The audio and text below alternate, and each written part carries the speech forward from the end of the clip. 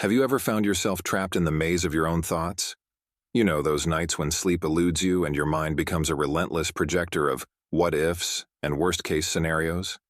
That, my friends, is overthinking, the silent assassin of peace, productivity, and potential. It's the mental quicksand that pulls you deeper the more you struggle. But what if I told you that the solution to this modern plague has been hiding in plain sight for over 2,000 years? What if I said that ancient wisdom and cutting-edge psychology have joined forces to offer us a way out of this mental labyrinth? Stick with me for the next half hour, because I'm about to share 7 powerful lessons from Stoic philosophy that will not only help you break free from the chains of overthinking, but also equip you with tools to face life's challenges with newfound clarity and resilience. Are you ready to reclaim control of your mind? Let's dive in. Hey there, welcome back to Real Stoic, and today we're tackling a problem that's as old as humanity itself, yet seems particularly prevalent in our modern, hyper-connected world: overthinking. You know what I'm talking about, right? That mental hamster wheel that just won't stop spinning. The endless loop of, did I say the right thing? Logically, what if this goes wrong? Зрение. Почему они посмотрели на меня так? It's exhausting, isn't it? But here's the thing. Overthinking isn't just annoying. It's a thief. It steals your time, robbing you of precious moments that could be spent actually living. It steals your energy, leaving you mentally and emotionally drained. And perhaps most insidiously, it steals your happiness, replacing it with anxiety and self-doubt. The good news? We're not the first ones to struggle with this. In fact, some of the greatest minds in history have grappled with the same issue. Enter the Stoics, those ancient Greek and Roman philosophers who seem to have life all figured out. Now, I know what you might be thinking. Ancient philosophy? How's that going to help me with my very modern problems? Trust me, I had the same thought.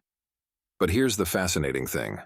The Stoics were dealing with many of the same fundamental human issues we face today: anxiety, uncertainty, the desire for happiness and meaning. These aren't new problems. What's incredible is how relevant and applicable their teachings are to our lives today. These guys were like the original life coaches, offering practical wisdom that stood the test of time. But we're not going to stop there. We're going to take this ancient wisdom and supercharge it with insights from modern psychology. We'll see how the latest research in cognitive behavioral therapy, mindfulness, and positive psychology aligns with and enhances these age-old teachings. So whether you're a chronic overthinker looking for relief, someone who occasionally gets caught in thought loops, or just curious about how to upgrade your mental operating system, this video is for you. We're about to embark on a journey through 7 powerful lessons that will help you. 1. Identify the root causes of your overthinking. 2. Develop practical strategies to break free from mental loops. 3. Cultivate a more resilient and balanced mindset. Are you ready to kick overthinking to the curb and reclaim your mental peace? Let's get started with our first lesson. Lesson 1. Focus on what you can control. Our first lesson comes straight from the Stoic playbook, and it's a game changer. Focus on what you can control, and let go of the rest. This principle is so fundamental to Stoic philosophy that it's often called the dichotomy of control. Epictetus, a former slave-turned-philosopher, put it this way in his work, The Enchiridion.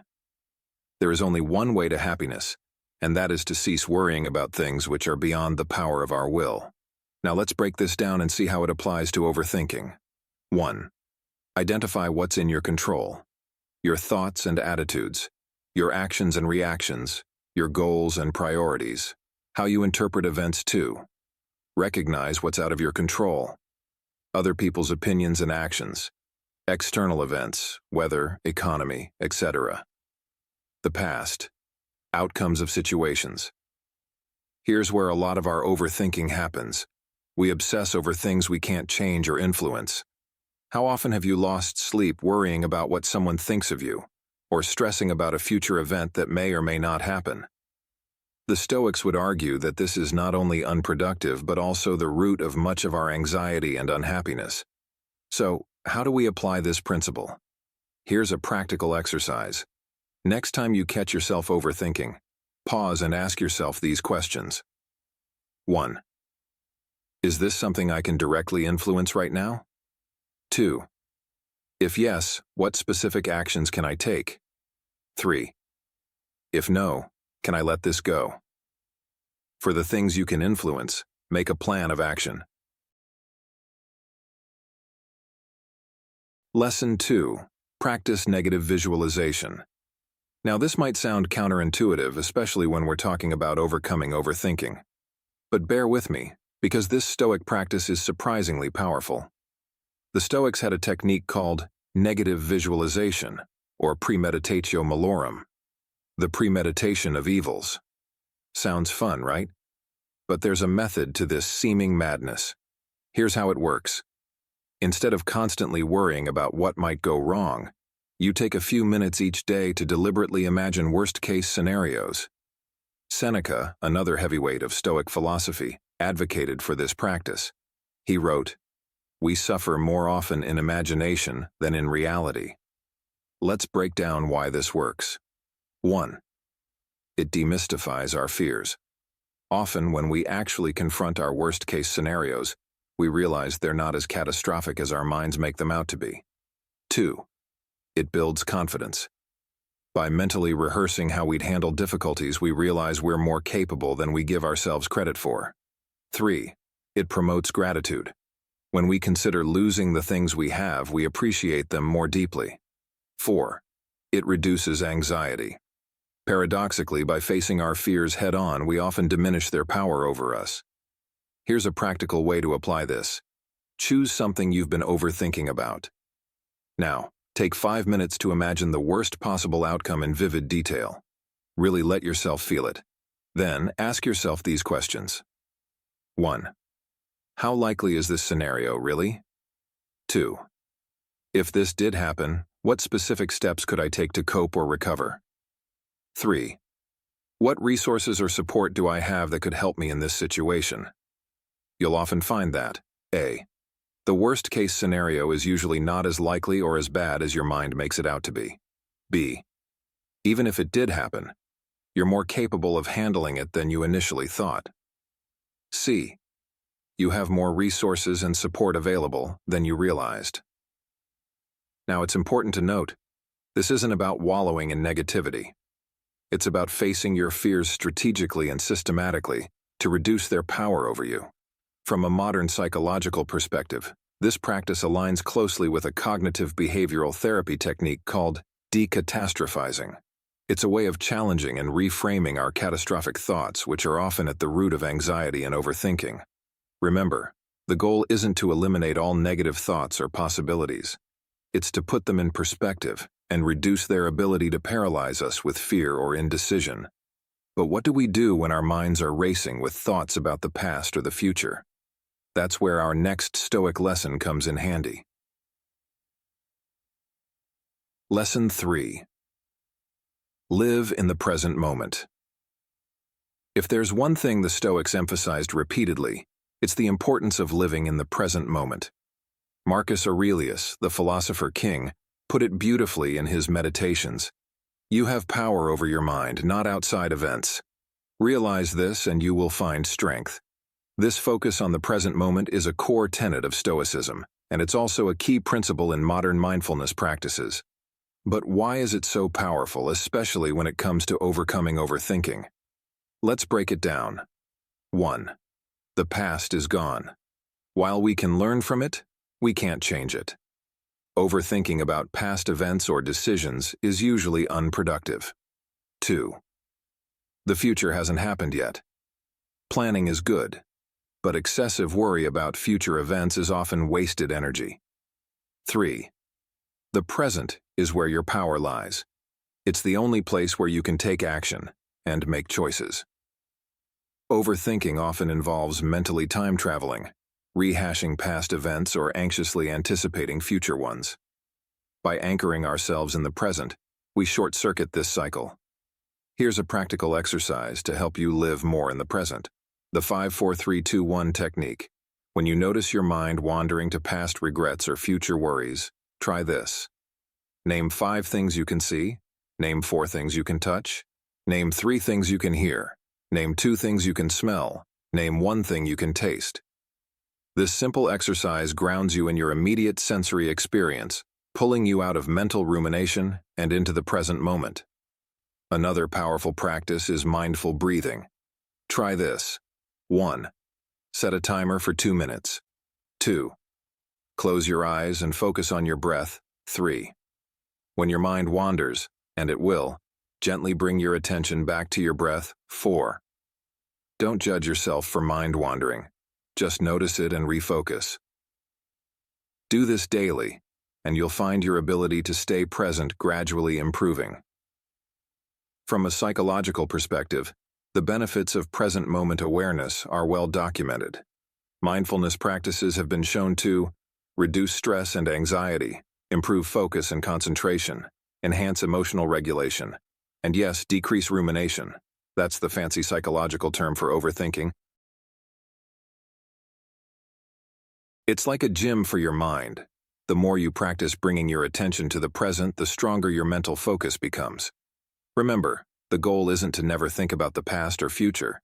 It's to do so intentionally and productively, rather than getting caught in unproductive mental loops. But what about those big existential worries that sometimes plague us? That's where our next Stoic lesson comes in. Lesson 4. Embrace impermanence.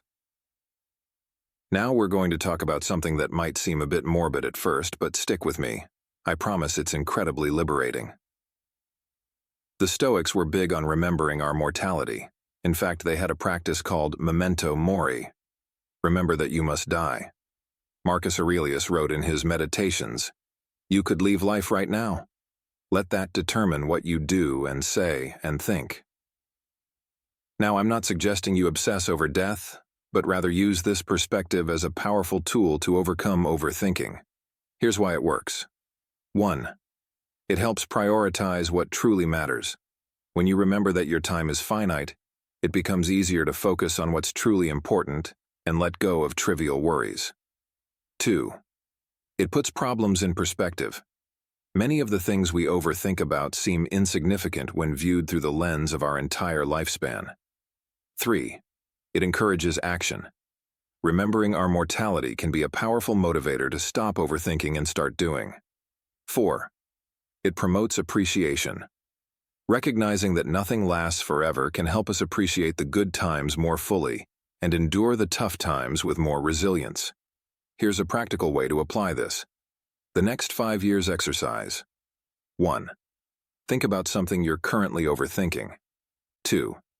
Now ask yourself, will this matter in 5 years? 3. If yes, what actions can I take now to positively influence this?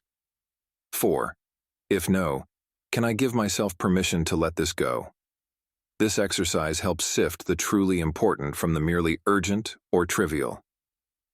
Another powerful practice is to regularly remind yourself of the impermanence of all things, both good and bad. This can help you enjoy the good times fully, knowing they won't last forever.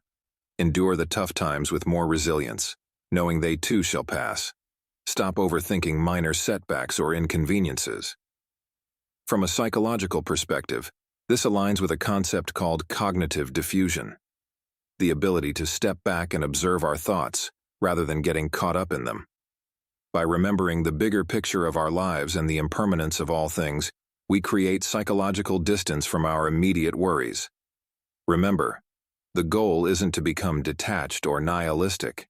It's to use the reality of our mortality as a tool for living more fully and worrying less. But knowing what to do is one thing, consistently doing it is another.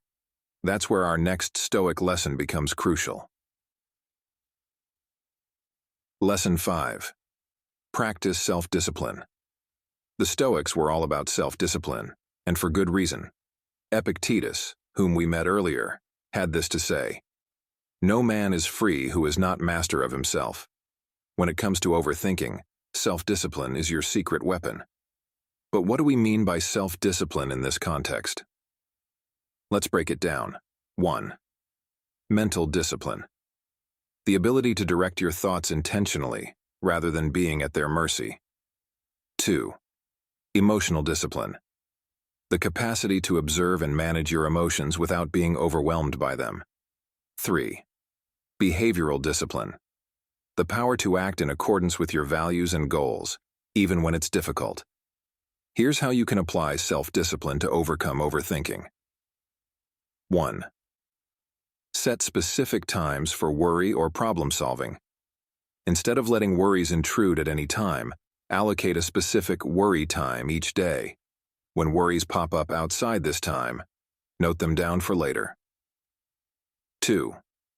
Limit exposure to triggers. Identify what triggers your overthinking, e.g., social media, news, and set boundaries around these triggers. 3. Develop routines that promote mental clarity. Establish daily practices like meditation, journaling, or exercise that help clear your mind. Practice thought stopping.